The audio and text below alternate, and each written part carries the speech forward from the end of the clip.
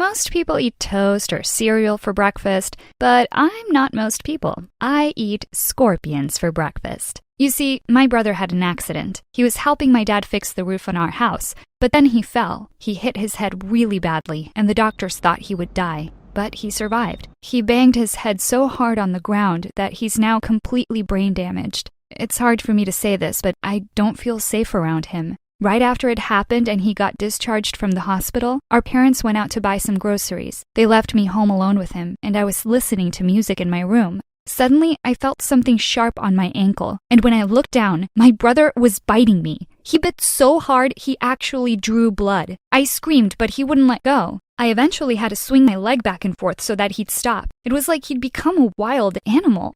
I told my parents about it as soon as they got home, and they shouted at me. They told me I was supposed to look after him and that it's not his fault, that it'll take time for him to go back to normal. Well, time passed and things just got worse.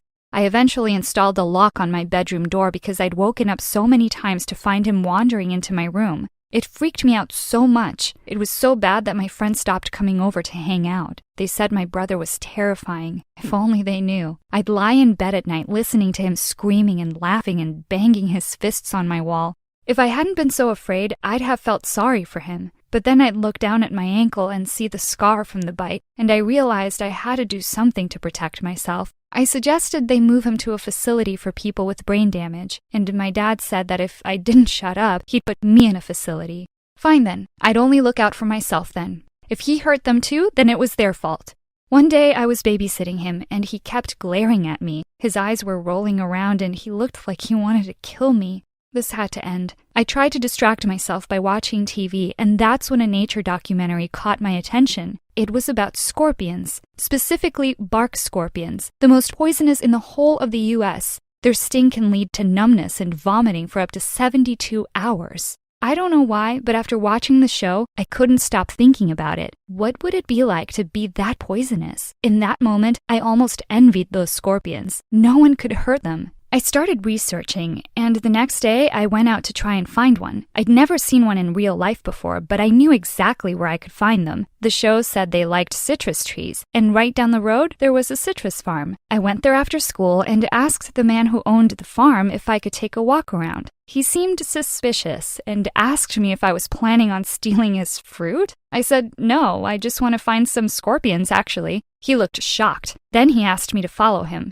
He led me to the back of a big shed and pointed towards a tank. Inside were dozens of scorpions. I couldn't believe it. I ran over and stuck my nose up against the glass. They looked so cool. Can I buy some? I asked him. Buy? Huh, you can have them for free. Saves me killing them later. Poisonous, nasty things that they are, he said. That day was my lucky day. He put them into a shoebox for me and told me to be really careful because if they stung me, I could die. I walked home with the box and found an old fish tank we had. I put them all in there, but as I was pouring them in, one of them got away. Without even thinking, I jumped on it. Ooh, I heard the crunch sound and I shivered. And then I had another thought. I'd read that you could eat them. My parents weren't home yet, and my brother was at our grandma's, so I went downstairs and poured some oil into a pan. Then I fried the scorpion and cut off its stinger. I couldn't believe it. I was actually about to eat a scorpion. I even filmed myself. I could be famous, I thought. It tasted like popcorn. I swallowed it in a few bites and waited to see if anything happened, but I felt fine.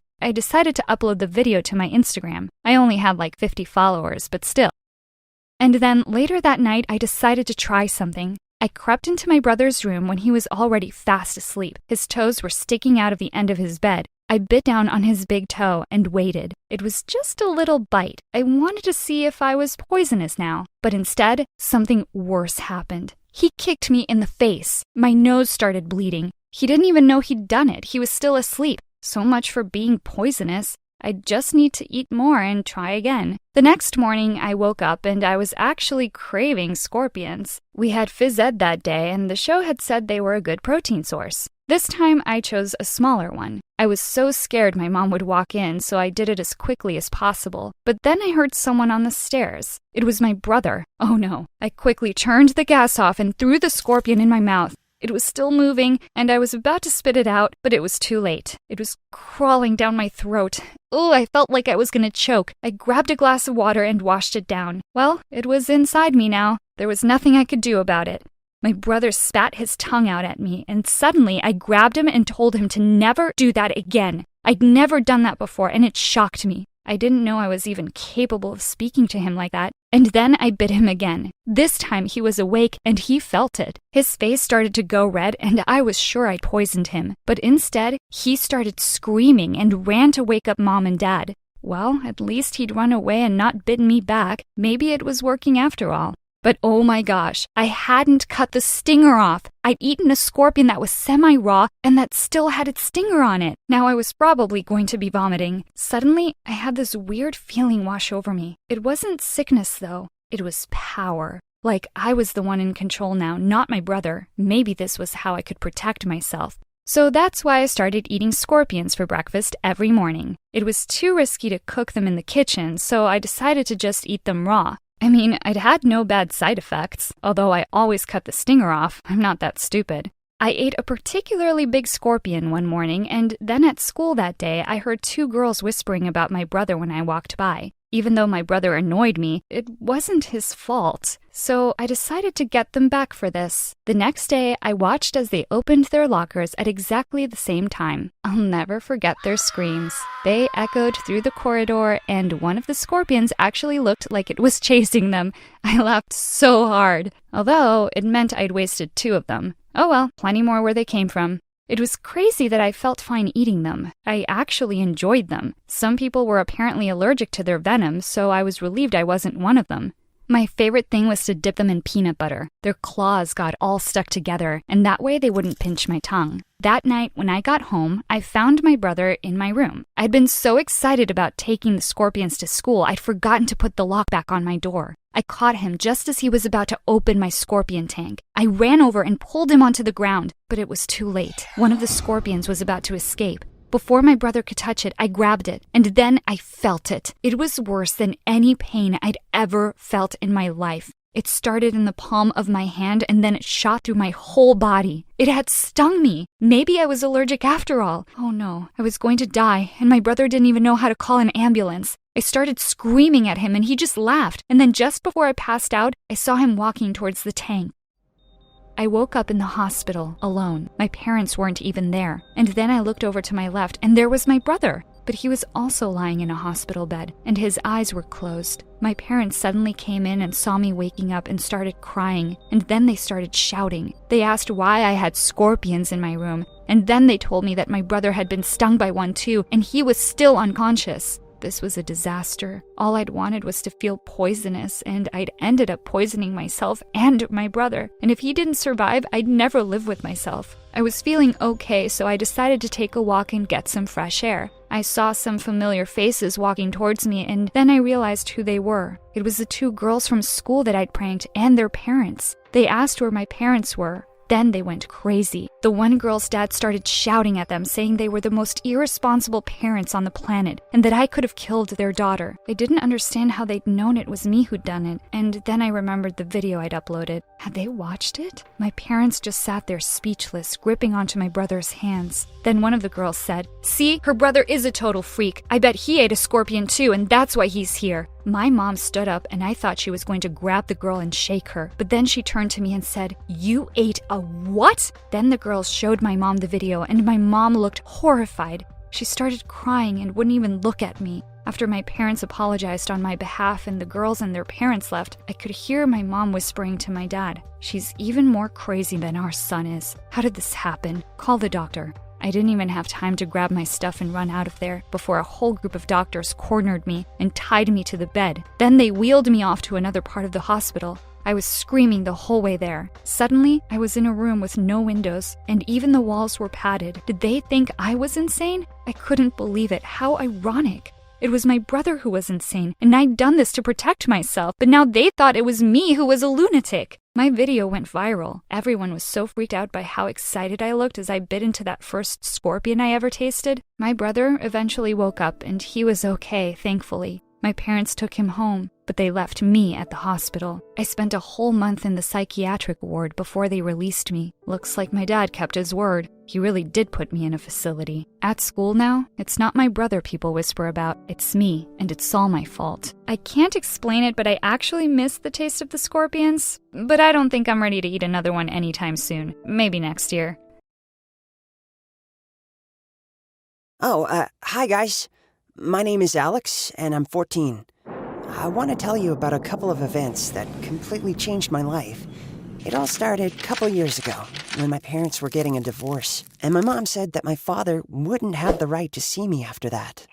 I have to say, I totally expected something like this to happen. My parents were fighting all the time. Actually, they'd been fighting for as long as I can remember. And for me, they would always play good cop, bad cop. Mom would scold me for something, then Dad would buy me ice cream and calm me down.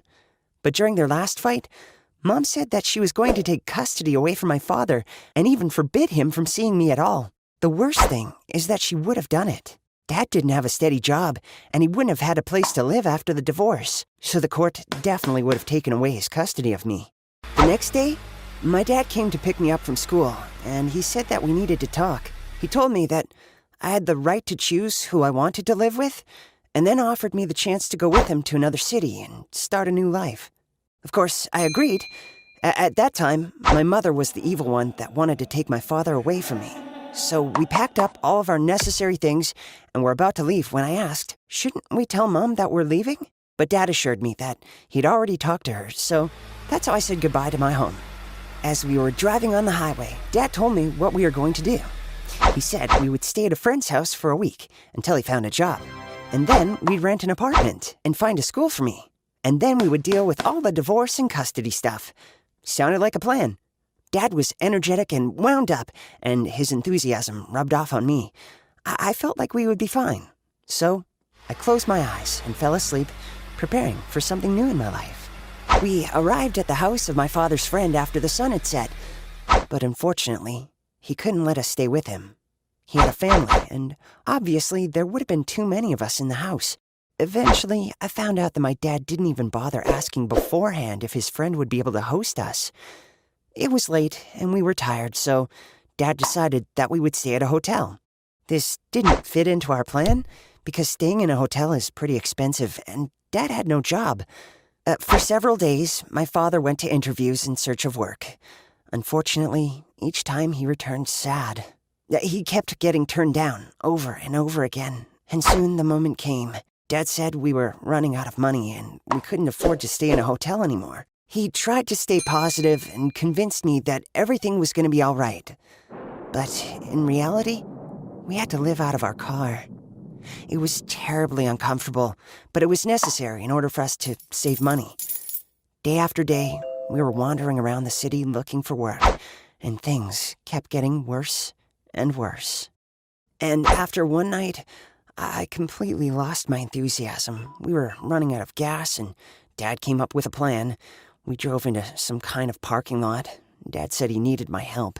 He took a can and a hose and rigged up something to drain the gas from someone else's car, and I had to stand watch. After a few minutes, I heard a man yelling, "Hey, what are you doing over there?" Damn, I didn't notice him, and now he was running toward us. We started to run away, but he was catching up with us. Dad said that he'd hold him, and to meet later at the mall nearby. In fear, I just ran in a random direction, and a second later, I heard the sound of a falling canister. I was scared to even think about what was happening to my dad. 10 minutes later, I was sitting on a bench in the mall, out of breath. Soon, my father came. Oh my God, he looked terrible. His clothes were dirty, his jacket sleeve was torn, and his face had a huge bruise. It was awful. It turned out that the guy who was chasing us was a parking lot security guy, and he wanted to detain my father, but thankfully he was able to escape. Okay, Dad was fine. But now all our stuff was in the car, and there was no way to get to it because the security guy had probably called the police. So we had no money, no food, no water, and no place to sleep. We walked through the empty streets, hungry and tired. Not to mention that I hadn't showered in 5 days. Soon I was just falling over my own feet. and Dad said we were going to spend the night in the park, and that tomorrow we'd figure something out. Dad woke me up and said an unexpected phrase. "Son, I have great news." Good news is exactly what I needed. Dad said he'd found out about a place where we could get free food. But I did not expect that this place was a dining hall for homeless people. We were given a bowl of soup and a couple of pieces of bread. But as soon as I tried it, my eyes filled with tears. I was at the end of my patience. I couldn't do it anymore. I started crying and asking Dad to take me home to Mom. And it looked like my dad was tired of it too.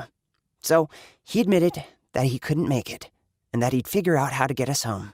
To cheer me up, Dad said he'd get us some normal food, and he left me waiting outside of a supermarket. I knew we didn't have any money, and I knew that my dad was going to steal food. So I started to worry when he didn't come out 10 minutes later. What if he was detained by security? But when the police car pulled up to the store, I knew for sure he was caught. I was scared, so I decided to just run away so they wouldn't catch me too. I just didn't know what to do. I wandered the streets until nighttime. I was scared,